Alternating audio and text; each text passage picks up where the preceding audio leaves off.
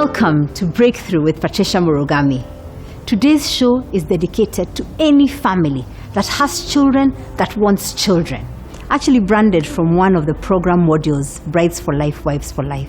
Because I find that over the last 20 years or so, I've had the privilege of enabling a lot of couples, a lot of families, a lot of women to actually see that even when they're looking to have a child, there is something that they're going to learn from that painful experience of waiting to have a child. But I want to give a little caution to all of us, because all of us can sometimes have what is called bad manners, lacking etiquette, because when people do get married, they do want to have children, they do want to raise a family. And sometimes the children may not come as fast as they would like. Let us be the kind of people who choose not to put undue pressure on the couple. And by undue pressure, I mean unfair pressure. I remember someone who once told me that she had all these colleagues, aunties, telling her, what is happening? Why are you taking so long to have children? They'd been trying to have children for 2 years since they got married, and the last one was very sore because someone actually said, you know what? Why are you putting your career in front of children? And she actually said, I'm not. We just lost a child last week because miscarriages happen in the privacy of our homes. Let us be the kind of adults who choose our words wisely, who choose not to judge, and in fact encourage people. There are some amazing doctors who are doing great work in a very natural and life-giving way to enable couples to just shift their lifestyle. I remember some doctors were speaking to us and they were saying, you men, cut back on the alcohol you're taking because it actually weighs down your ability to have that well-being, to have children. Cut back on the stress, manage your stress differently so that in doing so, you actually have the opportunity to make the most of the season where hopefully children are supposed to be born from your union. And for the women, maybe it requires you to just take a moment to say the child will come when the child comes, but don't put any man-made barriers to prevent you from having those children.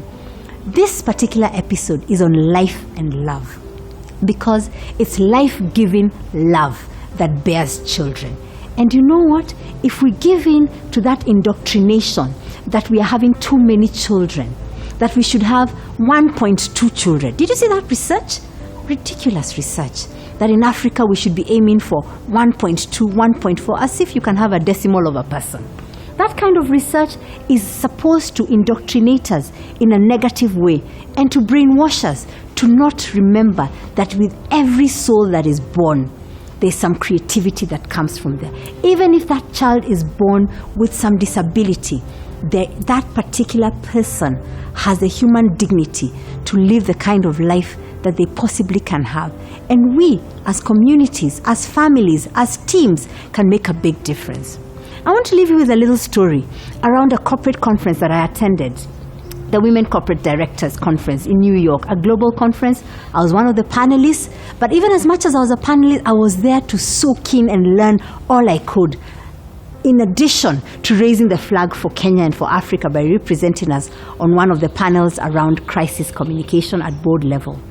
And I remember vividly, as if it was yesterday, this group HR director talking about the fact that they had introduced in their talent diversity methodologies the whole idea of having some people who are altruistic. Yeah? And so if you think about that, it means that you can't be sarcastic with someone who is impaired in one way or the other. You can't be nasty. So just by introducing those particular individuals, the culture changed. So if you know a family who is struggling to have children, ask them, encourage them to enjoy and to make the most of the season that is there. And if they've had children, and maybe they are more than they had expected, to also embrace that context, because there's a reason why we go through all that we do.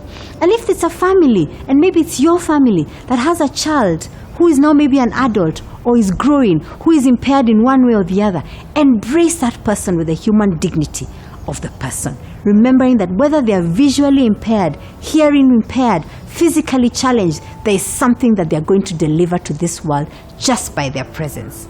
Remember, Breakthrough with Patricia Murugami, the channel that gets you to rethink unlearn and relearn your habits and the way you connect, the way you elevate, the way you lead, and the way you live your life.